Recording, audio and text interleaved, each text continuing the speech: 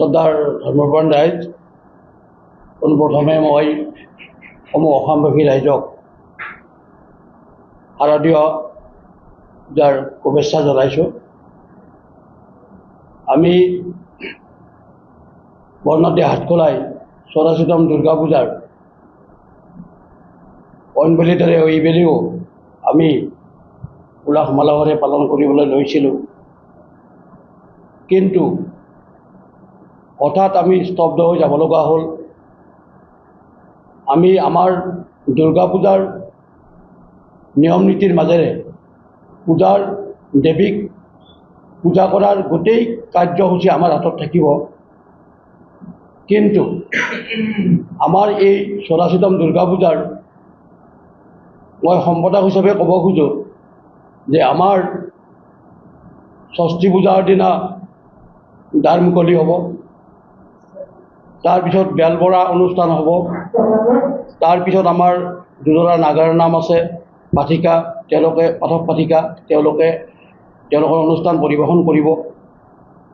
সেনেকৈ আমাৰ সপ্তমী পূজাৰ দিনাও একেই, আমাৰ ধৰক ৰাতিপুৱাৰ ভাগত আমাৰ পূজাৰ অনুষ্ঠান হ'ব, তাৰপিছত আমাৰ সন্ধিয়া নাগাৰা নামৰ পাঠক পাঠিকাই নাম প্ৰদৰ্শন কৰিব। ঠিক তেনেদৰে ষষ্ঠী পূজাৰ অষ্টমী পূজাৰ দিনাও আমি ঠিক সেনেকুৱা অনুষ্ঠান আগবঢ়াম। নৱমী পূজাৰ দিনাও ঠিক আমাৰ ৰাজহুৱা শান্তি হ'ব, মহাশান্তি, ভোগ প্ৰসাদ হ'ব। তাৰপিছত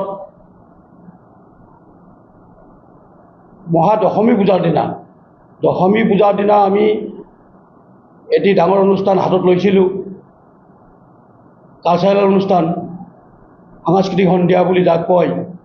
আৰু এই অনুষ্ঠানটোত আমি অসমৰ 3জনকৈ গণ্যমান্য শিল্পী আমন্ত্ৰণ কৰিছিলোঁ, কিন্তু হঠাৎ আমাৰ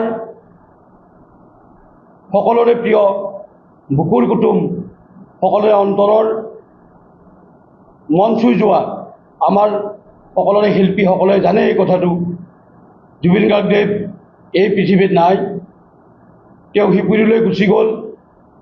আমাক কিছুমান সপোন দেখুৱাই আমাৰ আজিও অন্তৰ কান্দি আছে। আপোনালোকে সকলোৱে জানে যে আমাৰ মনত কেনেকুৱা কষ্ট পাইছে। আমি দুৰ্গা পূজাখন উলাহ মালহেৰে পালন কৰিব লাগিছিল, কিন্তু তেখেতৰ মৃত্যুৱে আমাৰ অন্তৰৰ গোটেই অন্তৰৰ ভিতৰৰ আমাৰ স্থানবিলাক আমি ক'ব নোৱাৰা ভাষা কিছুমান আমাৰ অন্তৰত এতিয়া আমি পুহি ৰাখিব লগা হৈছে। যাৰ হওক তেখেত স্বৰ্গগামী হওক, স্বৰ্গত স্থান লওক, য'তেই আছে তেখেতে ভালে ভালে থাকক। আৰু তেখেতৰ এই মৃত্যুৰ কাৰণে আমি আমাৰ দুৰ্গা পূজাখনৰ, চৌৰাশীতম দুৰ্গা পূজাখনৰ কালচাৰেল প্ৰগ্ৰেমটো আমি স্থগিত হোৱা বুলি আজি ৰাজহুৱাভাৱে ঘোষণা কৰিছোঁ। ধন্যবাদ।